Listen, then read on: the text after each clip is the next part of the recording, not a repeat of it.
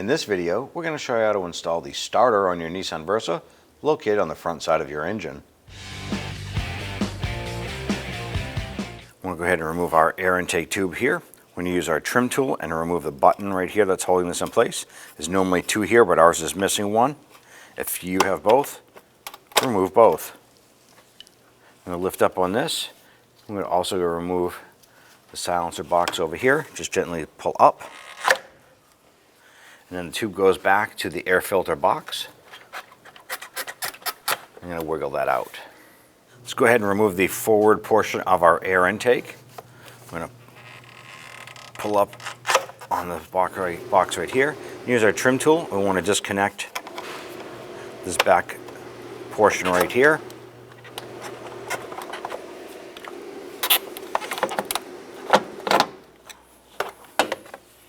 Now I did grab a catch can or a bucket here to go ahead and catch any residual fluid that we're going to drain out of this reservoir when we pull it up. Right on the front side here, there's a plastic retainer tab that's flexible. You're going to push that back towards the engine. At the same time, pull up. That'll allow this to come up. Bring this on over to your catch can. You're going to disconnect this here. Sometimes it might be easier just to open up the cap.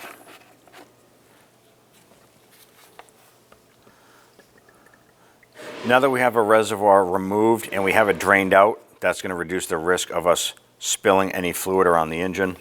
Go ahead and set that aside. By using our 10mm wrench, and we're going to loosen the ground terminal on our battery. Go ahead and spin it off and just tuck that off to the side for now. On the top side of the starter, you're going to follow the wiring harness down. There's a rubber boot on the top. You're going to reach around the back side of that rubber boot and just peel it back. That's going to expose a 12mm nut.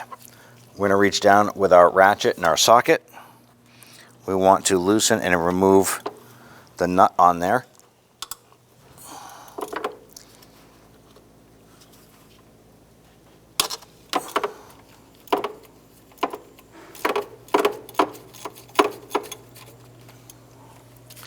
You might get to the point where that nut is pretty loose. You can just reach down, spin that off the rest of the way with your fingers.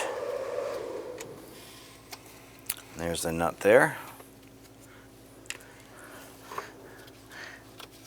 And then grab that harness. I'm going to pull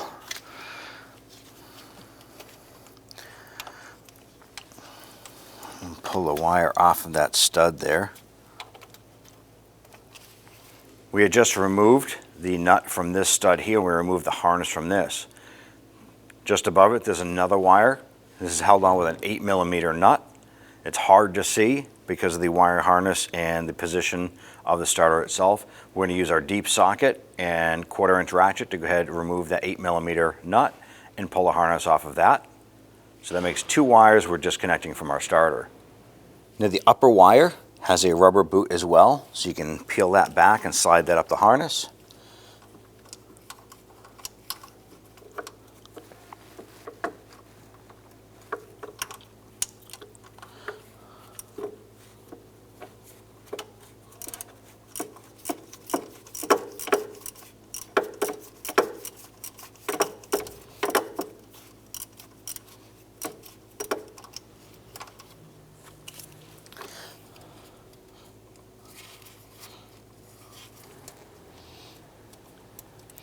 Alright, we got that nut removed. That is that 8mm nut right here. We'll set that aside. Reach back down. We're going to pull that wire off of that. And here is that wire with the rubber boot. And just tuck that aside. Now the starter has two bolts holding it in place. There's a large bolt right down below here. And then there's one up right behind this wiring harness. It's the same size bolt. So there's two bolts we need to go ahead and loosen and remove. We use our 18mm socket here with our ratchet. I'm going to go ahead and loosen this upper bolt first.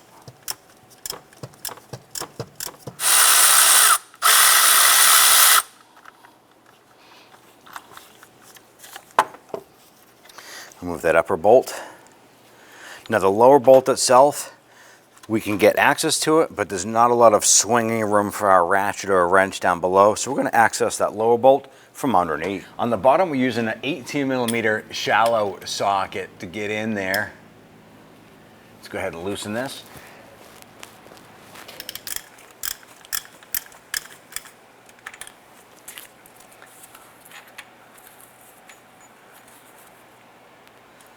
Now our starter is unbolted,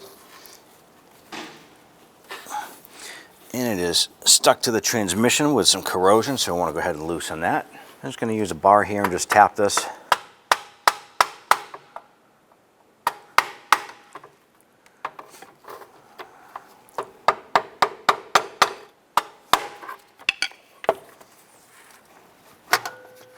Here we go.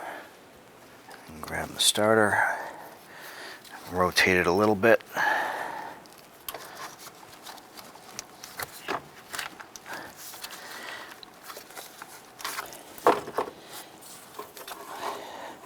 I'll go ahead and just manipulate that up and out of the way.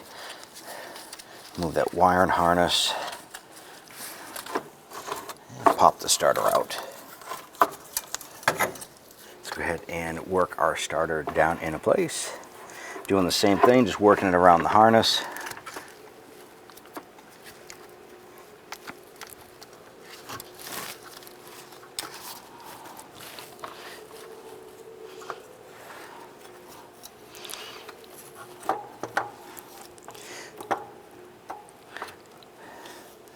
Let's go ahead and install our upper bolt.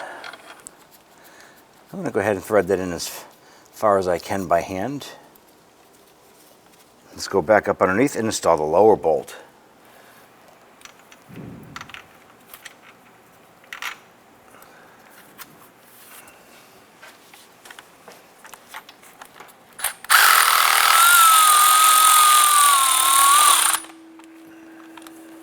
And torque down our lower bolt here to 46 inch-pounds.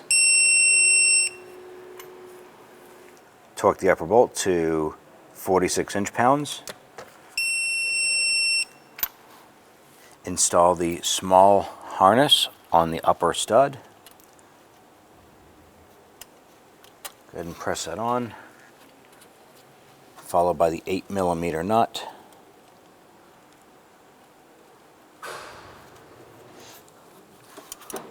I'm going to gently snug that down. Once that bottoms out, just give it a little bit more. Take that rubber boot, slide that down, put that down over on top of that stud, and tuck that wire back. And we have the main wire right here. That goes on the large stud on the bottom.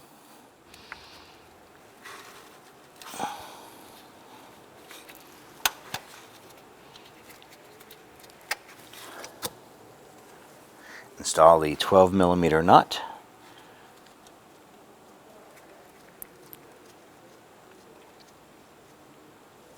Snug that down. Once you feel that nut bottom out, just give it a little bit more. Go ahead and slide that big boot over that nut. Now let's go ahead and install our battery terminal and snug this down.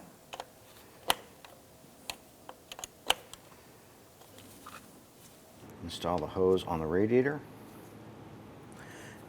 Lower our expansion tank down inside. And when we lower this down, there's a tab on the bottom that fits into the cooling fan. I'm going to lower that down, and on the top side, there's two tabs here that lock into our radiator. So there's 3 points of securing this.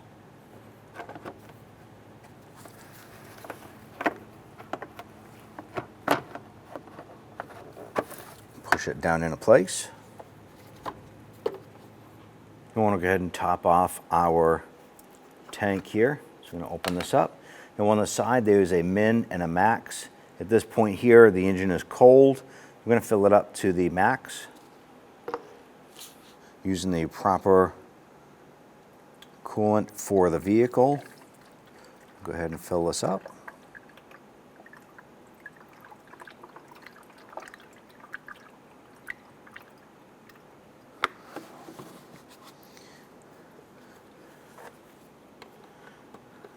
on the cap. Install our air intake components here.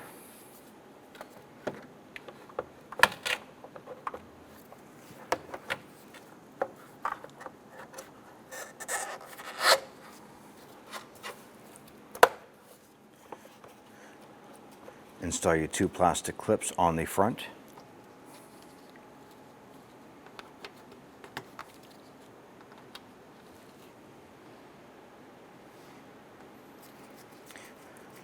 Our original push pins were damaged, so we just had to source a couple new ones.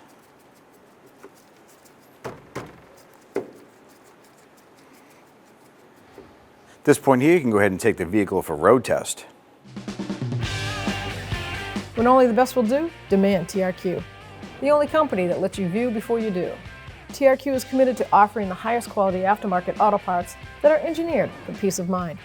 Thanks for using and viewing with TRQ.